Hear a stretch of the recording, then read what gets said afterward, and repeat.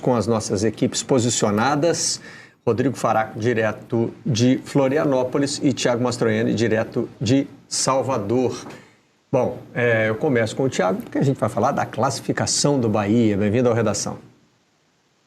Tudo bem, Barreto? Grande abraço para você, para o Charles, para o Tim. Bahia classificado para as oitavas de final. Continua embalado aí pela boa campanha que vem fazendo no Brasileirão. Já havia ganho a primeira partida por 1-0 com o gol do Tassiano. Venceu ontem de novo, 2-0. Passou por alguns apertos desnecessários, digamos assim, no primeiro tempo. Teve, inclusive, esse pênalti aí que foi marcado, depois desmarcado, né? O VAR chamou a atenção do Rafael Claus, que havia um impedimento, na verdade, do atacante do Criciúma. O Bahia ontem não pôde repetir a mesma equipe pela quinta vez consecutiva, porque o Everaldo, nos treinos, antes de embarcar para Santa Catarina, acabou fraturando uma vértebra da costela e não pôde jogar, entrou no lugar o Rafael Ratão. Foi um Bahia um pouco lento, um pouco preguiçoso no primeiro tempo, no segundo deu uma despertada. Agora, a importância de um banco de reserva, de ter um banco de reservas em que o time não perca o padrão e possa até surpreender com táticas, com posicionamentos diferentes. Isso daí fez a diferença para o time do técnico Rogério Ceni, ao colocar em campo o Biel, ao colocar o Carlos de Pena. Ambos entraram muito bem, já com 36, 37 minutos no segundo tempo. O Rogério até demorou muito de substituir. Ontem o Cauli não estava numa boa jornada, o Tassiano também não. Mas é isso, os jogadores que entraram conseguiram manter o mesmo padrão e foram dois dos responsáveis aí. O Depena, o Biel fez a jogada do gol, do primeiro gol. A gente está vendo aí mais um lance em que foi marcado o impedimento.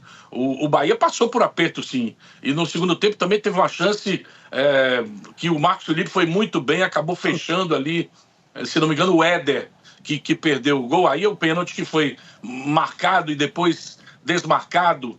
A bola bateu, na verdade, na barriga do Arias. Arias vai fazer muita falta nesse time do Bahia, foi convocado pela seleção colombiana para os amistosos, para a Copa América, vai passar cerca de 12 rodadas fora do time do Bahia, vai fazer muita falta. Provavelmente quem vai assumir o lugar é o Gilberto, antigo titular da posição. Mas é isso, o Bahia venceu já no finalzinho, com 2 gols depois dos 40 minutos. O gol do Depena, mais um gol anulado aí do Criciúma. Bahia sofreu, viu? Sofreu, o torcedor do Bahia sofreu bastante até poder comemorar os 2-0 com o gol do Depena, com o gol do Jean Lucas.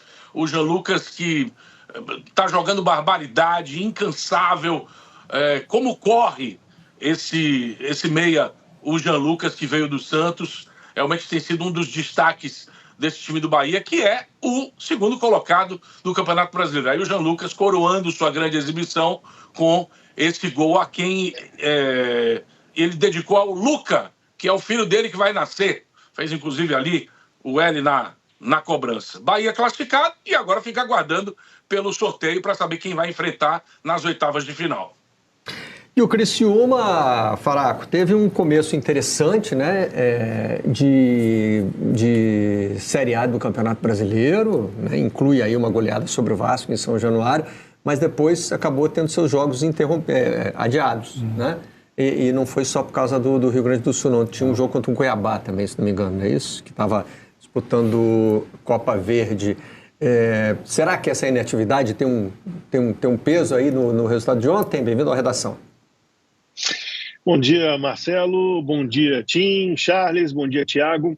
E bom dia a todos. Tem a ver, sim, 23 dias de inatividade, né? Tem um outro jogo contra o Fortaleza também, porque estava jogando a Copa do Nordeste. Então, o Criciúma realmente teve quase um mês parado, treinando, né? Treinando normalmente, mas parado em relação a ritmo de jogo. O Tencati falou sobre isso depois da partida. Mas vocês estavam falando aí sobre aplaudir mesmo na derrota. A torcida do Criciúma aplaudiu o time ontem, porque entendeu que foi um time que lutou muito em campo, que conseguiu bater de frente com o Bahia.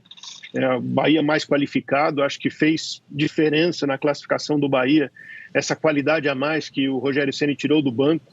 para decidir no finalzinho do jogo, no finalzinho do segundo tempo.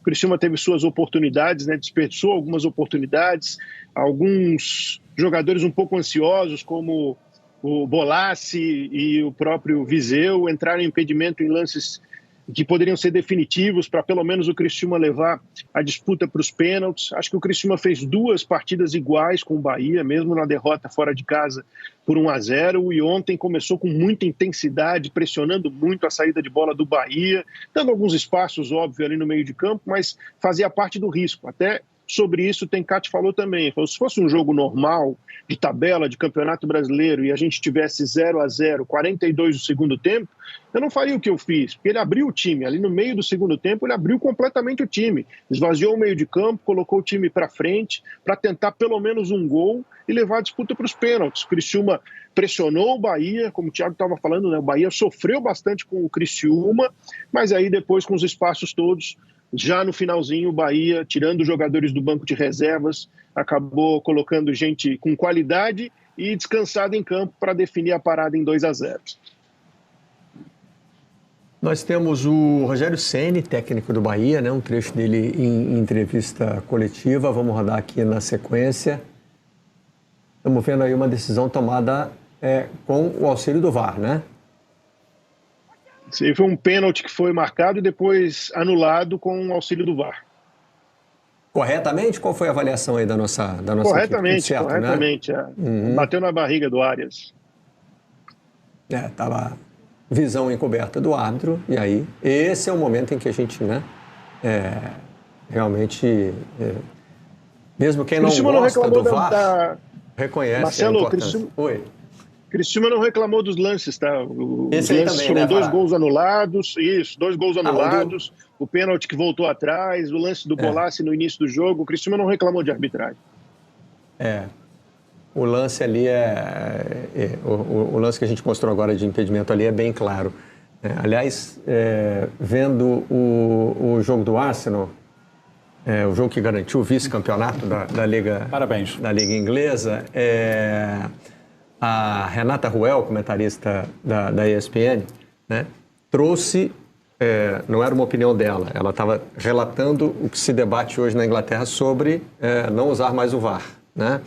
E ela disse, não, tem um argumento que está sendo muito usado na Inglaterra, que o problema não é o VAR, o problema é quem opera. Aí eu falei, bom, então já descobrimos a solução para problemas de arbitragem. Tira o árbitro de campo, tira os assistentes, né? Tira todo mundo, deixa só o apito lá no centro do campo, né? E 2 bandeiras do lado. Aí pronto, tirou o elemento humano, não vai ter mais erro. Mas eu tinha combinado aqui de rodar o Rogério Ceni, está aí o técnico do Bahia. Aqui é sempre complicado jogar. Eu joguei como atleta várias vezes aqui, sempre foi muito difícil, pressão da torcida, estádio mais justo, né, com o campo. Começo, acho que um pouquinho pressionado nós tivemos, depois a gente se soltou, fez boas combinações de passe, tivemos boas oportunidades de gol. Não fizemos, no segundo tempo finalizamos pouco ao gol, ensaiamos o momento de finalizar e não conseguimos, sofremos, mas no final levamos a classificação, passamos para as oitavas, atingimos nosso objetivo. O tempo que nós ficamos parados, para a gente, no sentido futebolístico, né, sem a razão, o motivo que é o mais importante pelo qual se parou, esses 11 dias até, eu acho que atrapalham um pouco, principalmente porque a gente sabe que vai apertar o calendário, né, e o nosso elenco hoje praticamente todo estava aqui, com exceção do Everaldo, que ficou, e o Marcos Vitor, mas de resto praticamente todo o elenco aqui no dia de hoje. Esperamos que a gente consiga se manter sem mais lesões, né? E as dificuldades, elas estavam no pacote. Nós falamos lá que a vantagem tinha sido muito curta e que seria um jogo difícil. É uma equipe super bem montada, uma equipe que o Tencati está aí há muito tempo já trabalhando nesse time, e só quem tem talento e méritos fica por tanto tempo num...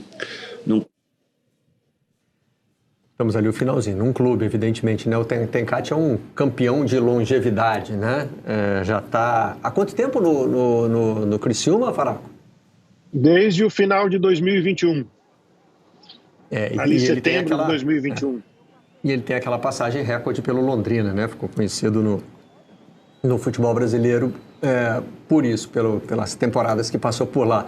O Ceni parece agora mais satisfeito com o desempenho, né, do Bahia, né, Thiago? Porque teve alguns momentos assim em que ele andou questionando algumas deficiências que ele tinha de elenco, substituições que não conseguia fazer, mas em termos de resultado né, do que o Bahia vem conquistando nesse começo de Campeonato Brasileiro e agora também na Copa do Brasil, acho que ele tá se mostrando satisfeito, né?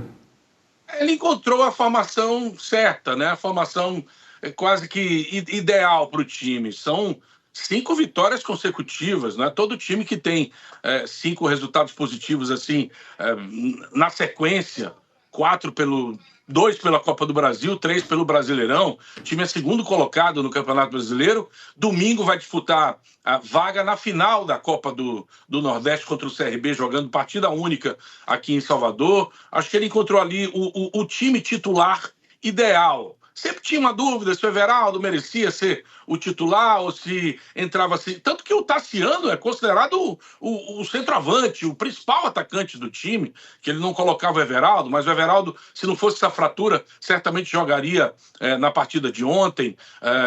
Na defesa, ele tem ali o Vitor Cuesta, o Canu parece que se encontrou ao lado do Gabriel Xavier, jogando pelo lado esquerdo. Impressionante como o Canu melhorou bastante ao passar para o lado esquerdo, jogando de quarto zagueiro e não de zagueiro central pelo lado direito. O Arias em bela fase. O Luciano Juba, que sempre tinha esse questionamento. Mas o Juba é um meia, chegando mais para o ataque. Estão podando o futebol do Juba na lateral esquerda. Mas é o que tem. Enquanto o Iago Borducci não chega, só vai chegar em julho, o Luciano Juba vai quebrando um senhor galho ali na lateral esquerda. Então, aos pouquinhos, né, teve a perda do título baiano para o Vitória, que tem um elenco bem mais limitado tecnicamente, e isso pesou um pouquinho para o Rogério dar uma balançada, né, receber muitos questionamentos, mas o início do Campeonato Brasileiro prova aí que o time está trilhando o caminho certo.